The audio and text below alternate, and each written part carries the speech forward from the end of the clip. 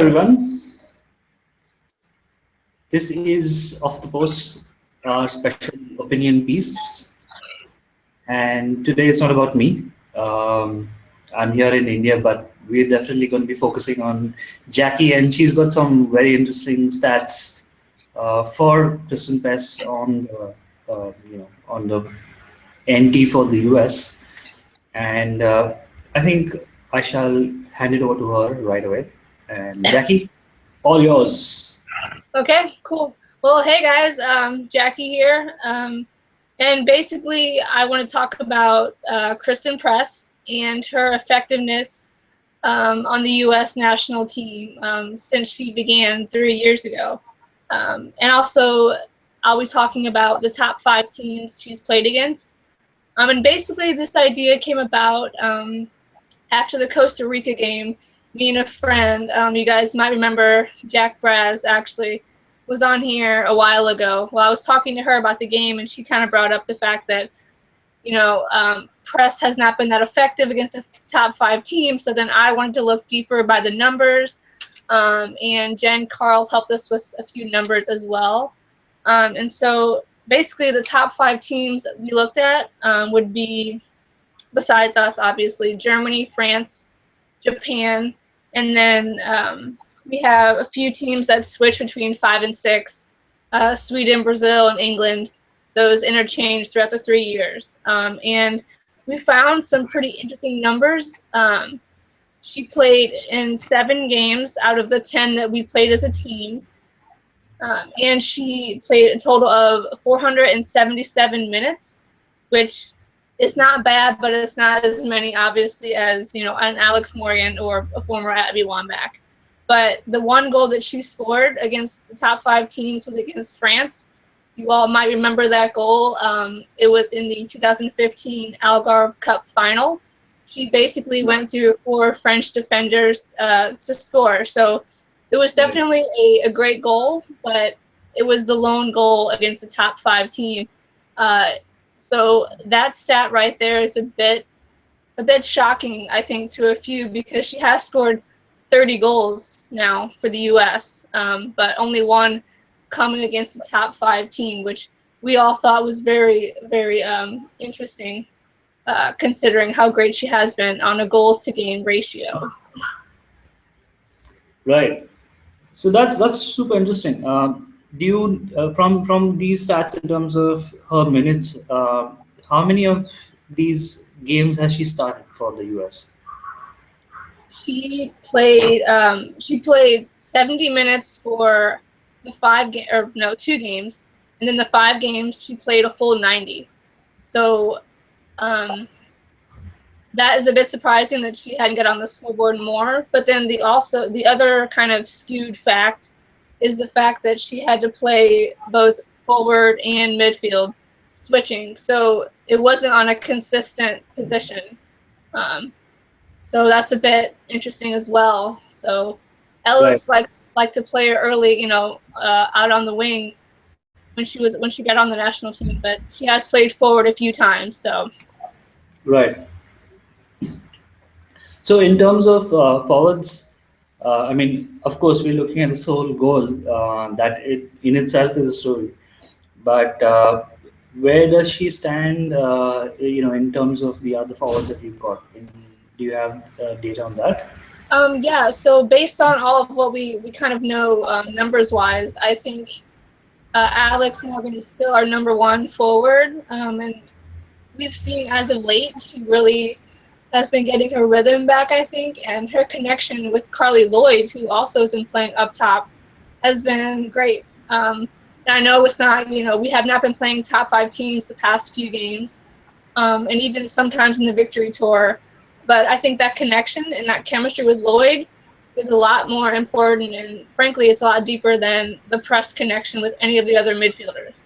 Right. So in that sense, I think Press is better off suited coming off the bench for the U.S. And I think Ellis, I think she knows that. But it is important to get Ellis or to get Press minutes.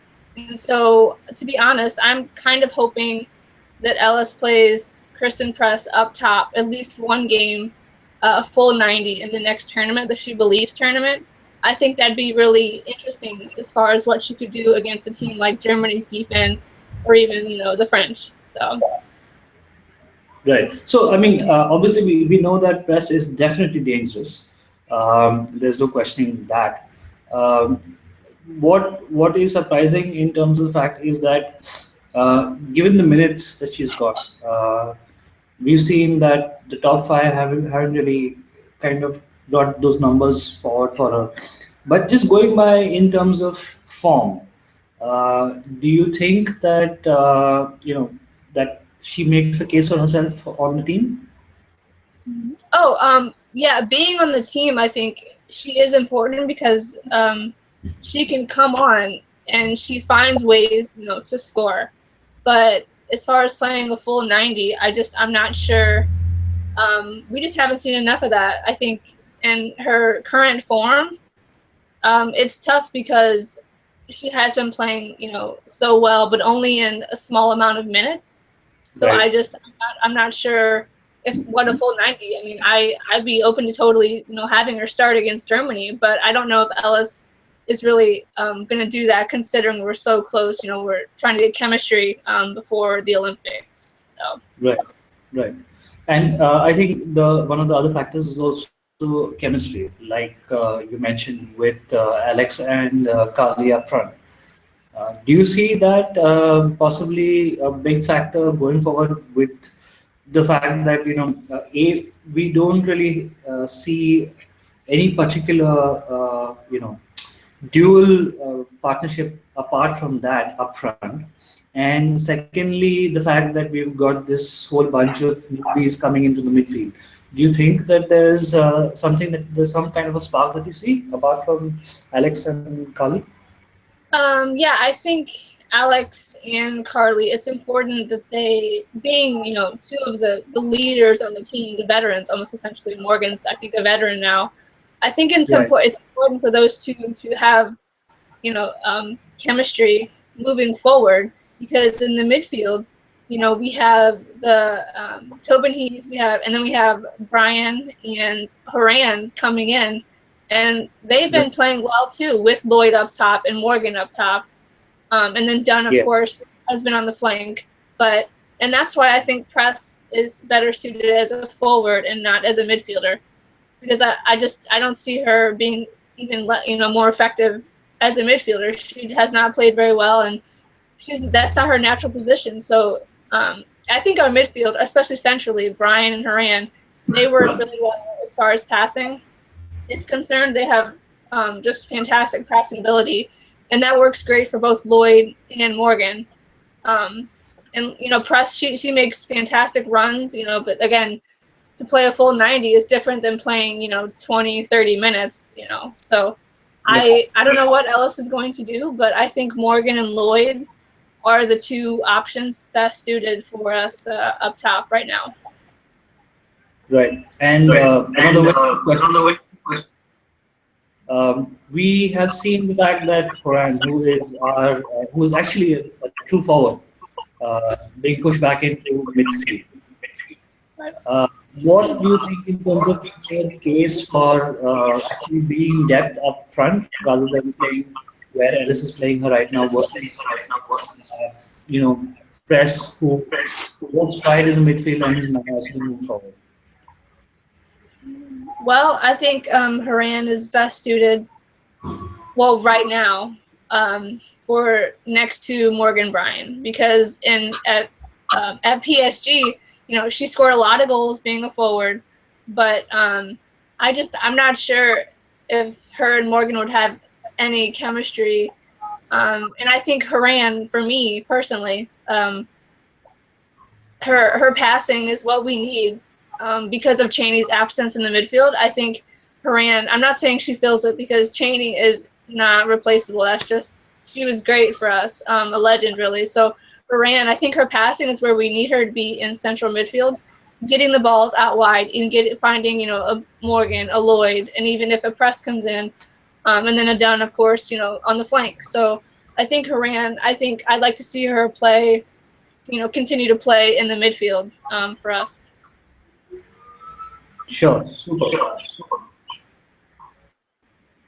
So there you have it, folks. Fantastic insight there by Jacqui. Thank you so much, Jacqui, for doing this. Yeah, and I just wanted a quick reminder that tomorrow we have a show. Right. After the game, or yeah, tomorrow we have a show against or for who's in there? It's me, Danica, Jen Hayes, I believe, and DJ. So we're going to be reviewing the game against Mexico, which is tonight. So make sure you guys tune in for that, and then check out the show.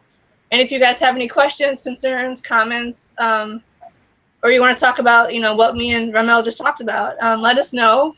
Find us on Twitter, Facebook at Woso Off the Post. So yeah, let us know. Yeah. All right, guys, there you have it. So we're going to wrap this up. Thank you so much for being here. And, until tomorrow, we'll see you again. Yeah. Okay. See you. Over and out, guys.